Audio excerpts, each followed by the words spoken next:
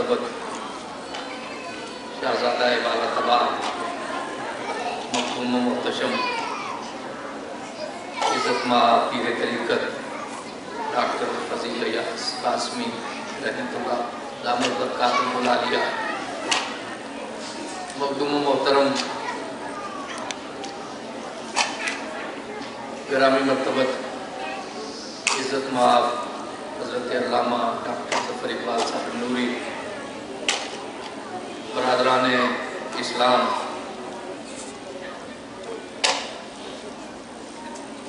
ابھی اس محفل مبارکہ میں حاضری سے پہلے بھی اللہ کے ایک مقبول اور برگزیدہ بندے حضرت پروفیسر محمد حسین آسی رحمۃ اللہ علیہ کا تذکرہ ہو رہا تھا۔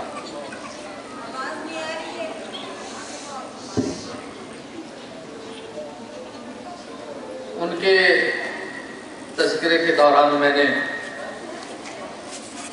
حضرت پیر صاحب کی خدمت میں یہ گزارش پیش کی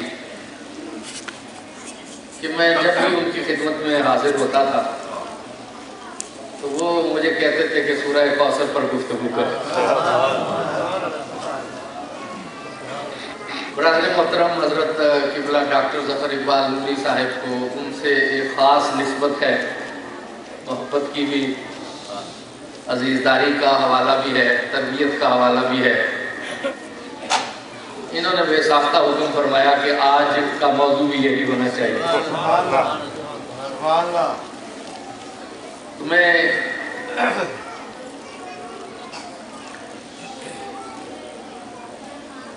ان کے حکم کی تعمیل میں نے سورہ مبارکہ کی تلاوت کا شرف حاصل کیا۔